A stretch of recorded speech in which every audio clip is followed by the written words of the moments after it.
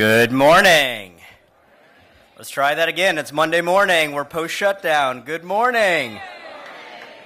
It's a good day in Washington, D.C. for everybody.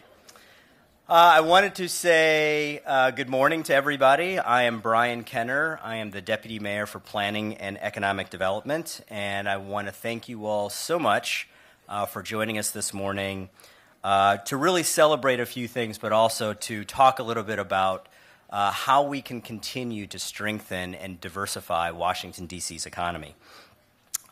We are here specifically to talk a little bit about employer engagement and the initiative that the Deputy Mayor's Office, as a result of some of the priorities that the Mayor have been engaging in 2018 and the work that we're looking forward to doing in 2019. I want to start by acknowledging some people because initiatives like this and events like this morning don't happen on their own. First and foremost, the Washington, D.C. Economic Partnership, Keith Sellers and his team who've done a great job. Thank you, Keith, very much for all of your work in putting this together.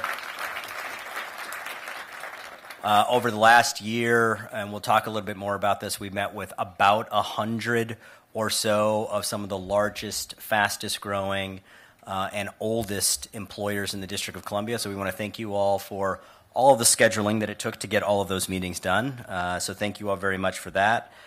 We have a great series of panelists that you're going to be hearing from a little bit later. So thank you, panelists, for taking some time this morning to be with us. And then many people in the Deputy Mayor's Office who have gone through all of the work, specifically Karima Woods and the Business Development team for doing all the meetings, going through the data, really helping us summarize and get to this point today. So thank you, Karima and the Business Development team, very much for all of your work. My job is easy and hard at the same time. The hard part is that I have to do things. The easy part is that it's clear. I have three things that I need to be focused on. I need to be focused on making sure that we get D.C. residents jobs. I need to be focused on ensuring that we have additional tax revenue in the District of Columbia, which helps to pay for all of the schools and police and health services that we have in the District of Columbia. And I need to be focused on making sure that affordable housing is primary for the residents of the District of Columbia. And many of these initiatives are extremely vital to maintaining a vibrant and flourishing city here in Washington, D.C. When we were going through, whether it was the Amazon bid and our sort of obviously D.C. campaign, which you'll hear about a little bit more later this month and a little bit later on this year, whether it was when we put together our economic development strategy, our 5-year economic development strategy a few years, or when we've just been talking to businesses located in the District of Columbia, one of the things that we have seen firsthand is really the impact that private institutions and other organizations, universities, hospitals, and so forth, have on the District of Columbia. That led us to what we called our Employee Engagement 100, or EE100 initiative last year. We went out and talked to, which is the first time that I can remember, we talked to 100 companies located in the District of Columbia. We wanted to know not only how we could be helpful to them, but we frankly wanted to hear back from them on the things that they may need. We wanted to be knowledgeable about their challenges, but also see how we can help them with their opportunities. Some of the things that we learned when we went out. One is that D.C. has a number of strengths, why they've chosen to be located in Washington, D.C. Our urban environment. We are an ideal location for many of the workers that they either have or want to attract. We have, and as we've highlighted with some of our reports before, we have the most highly educated workforce in the country located in Washington, D.C. And the last thing, one of the last things that we learned is that many of the companies and institutions also have a high commitment to what we call D.C. values. Those things that make Washington, D.C. Unique, but also show that we don't put up barriers, as the mayor says. We are open with people, and we want to make sure that people know that, and many of the companies and institutions in Washington share many of those D.C. values. We had companies like and institutions like Sibley Hospital as well as Optoro share the district offers a great urban environment with close proximity to other metropolitan cities and has a regional network that they can tap into. There are challenges, however. There are challenges with every opportunity. And some of the challenges that we heard were things that will probably not be unfamiliar to you. Transportation. We know that while we have the third largest public transit network in the country, transportation, traffic congestion, and really making sure that the future of our public transit system is solvent were areas that came up as concerned. Workforce attraction and development. We are an attractive place in Washington, but we're competing for talent every single day. And the organizations in Washington are competing with talent from Boston, from San Francisco, from Chicago. So making sure that they and Washington remains an attractive and amenity-rich place was important to them. And then just understanding the opportunities for government resources. And I think that was one of the things that we very much wanted to make clear when we went out and talked to people was we sort of wanted to create a front door. If you've got questions, issues, we wanted you to know who you could come and talk to hopefully get your issues addressed. So what we came up with after we completed many of these interviews is a report which outlines many of these conversations and many of the opportunities that we have going forward. So in one case, this event today is really ending one portion of the EE 100 engagement. We've completed sort of the first opportunities to talk to people. But really, one of the things that we are probably the most excited about is that it provides us an opportunity to think about what we're going to be doing next now that we have many of these pieces of information, but more importantly, we actually probably even know many of these companies a little bit better in the District of Columbia.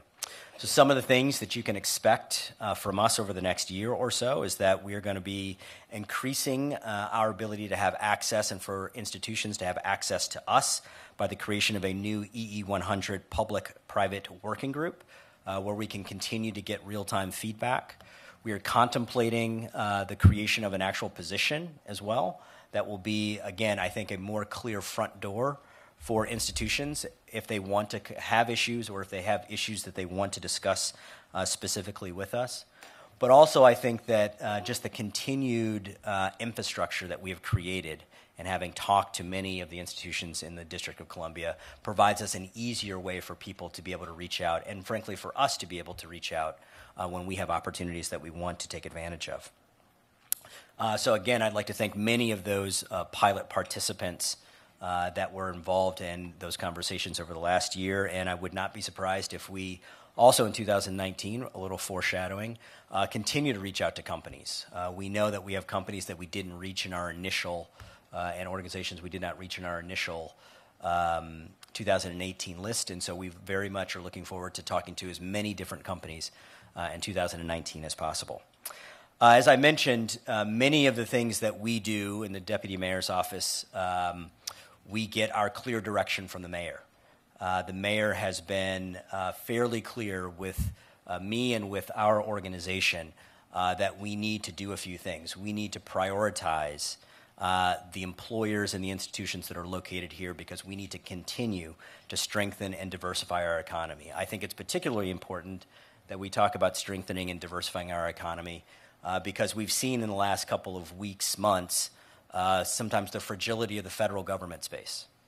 We know that sometimes relying on them for their consistency, which has been sort of a hallmark, I think, of them over the last 20 years, the last couple of months has proven a little bit more challenging for us. So we know that we need to continue to think about the other institutions that are located in Washington, D.C., to provide that backstop and that continuity to make Washington, D.C. strong. So without further ado, I would like to welcome up our leader around this, Mayor Muriel Bowser.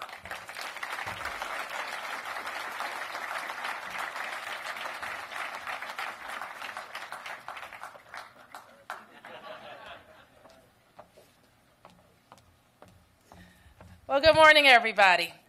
I am really delighted to be with you this morning, and I am very proud of the EE 100 initiative spearheaded by Deputy Mayor Kenner and his entire team at DMPED. I want to give a special shout out to Corinna Woods, who's the Director of Business Development for DMPED, Keith Sellers at the Economic Partnership, and all of you for being here. Early in my tenure as a council member, I had a meeting with a venerated employer in Washington Washington, D.C. And he said to me then, you know, nobody from D.C. government ever checks on us. And he said, you know, I've had hundreds of employees, I have a lot of real estate, and we have been committed to Washington, D.C. for 100 years. And I thought to myself that this is a lesson, Councilmember Bowser, that we too often take for granted that people do business here, employ our D.C. residents, and from time to time, they just want somebody to say, thank you for sticking with us and for investing with us and for being a good partner in the city. Our businesses also want us to say, how can we help you? Is there something that we are doing that would make doing business in Washington, D.C. Easier? Our businesses also want to be challenged to help. They want us to have a clear vision about what the city needs and what part they can play in making D.C. a great place to live, work, and to do business. Now, what happens that this meeting that I had was down at the Washington Post, and we often even don't think we have a diversity of businesses in our city, and sometimes we don't think they need help at all. But if the story of the Post is reflective, and it is, in many different businesses, they had their ups and downs, right? They had times when they were really flourishing, getting Pulitzers, being all over the President of the United States then and now. And they've had times when they had a lot of employees and when they've had to let go employees. And now we see their resurgence yet again. And those are cycles in business that we can see in the Post and we probably see with many of you.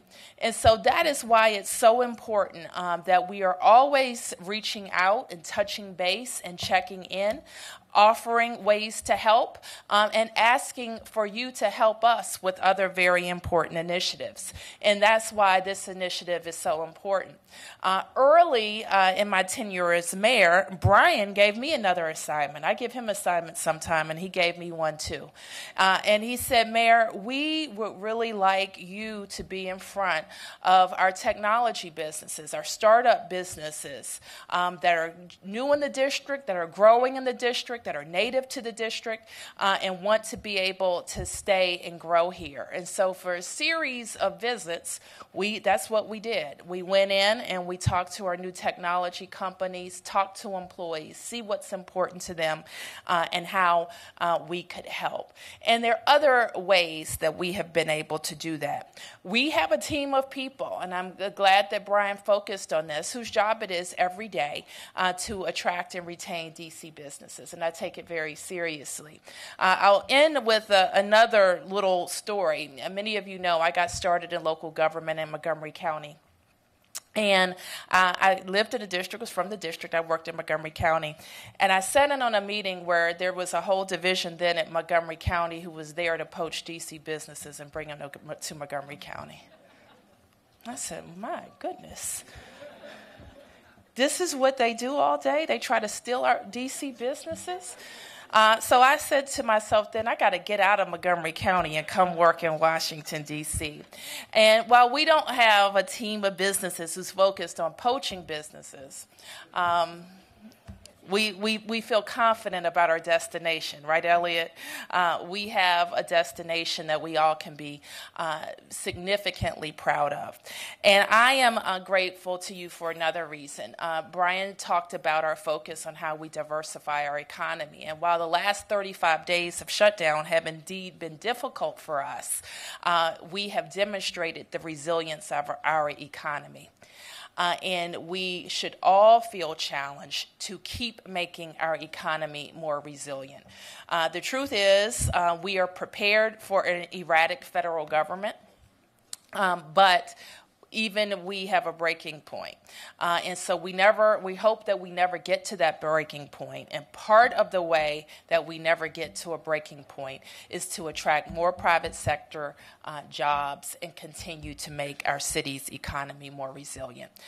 So once again, I want to say thank you to all of you for being here, to our panelists who have incredibly interesting stories to tell about building business in Washington, D.C., and working with us. I had the privilege just a few weeks ago to take the oath for a second time. And in this 4 years, we're even more energized to solve some of the problems that have dogged the district and how we do business with you. And in the last 4 years, we've been able to make incredible progress with a number of those issues. And we're looking forward to the next 4 years of getting it done. Thank you so much.